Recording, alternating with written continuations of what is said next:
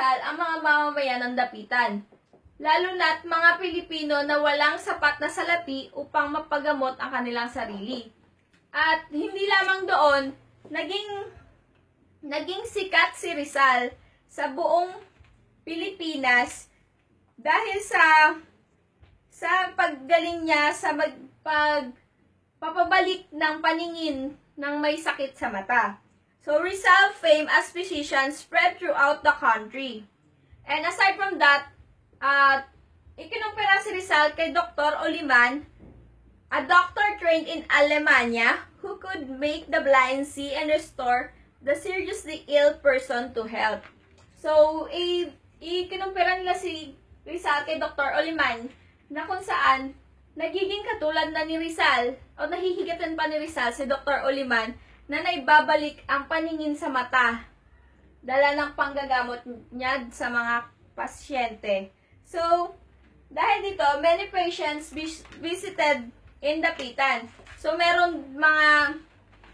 maraming bumisita kay Rizal o dumayo sa Dapitan para lamang magpagamot kay Rizal. One of which is Don Ignacio Tumarong. Si Don Ignacio Tumarong ay nagpagamot ng kanyang mata at na-regain or napabalik ni Rizal ang paningin ni Don Ignacio Tumarong. Si Don Ignacio Tumarong ay nagbayad ng 3,000 3,000 kay Rizal. Meron ding isang English patient who paid 5,000 after a successful operation na nagawa muli ni Rizal. At si Don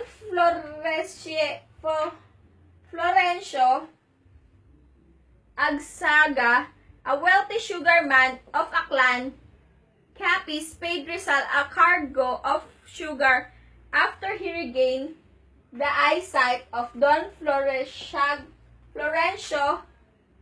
Arzaga. So, bukod dito,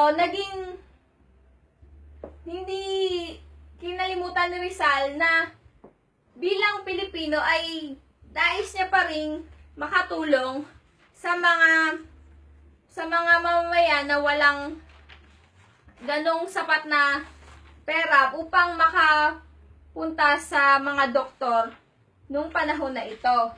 So, si Rizal ay sumulat kay Ferdinand Blumentritt. Alam naman natin na si Ferdinand Blumentritt ang kanyang laging sinasabihan o kinukwentuhan ng mga bagay o pangyayari ng kanyang buhay.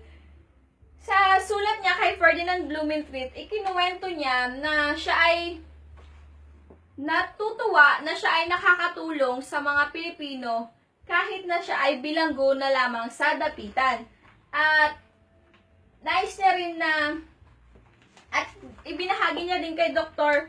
Blumentritt na naging makabuluhan ang pagkakulong niya sa Dapitan.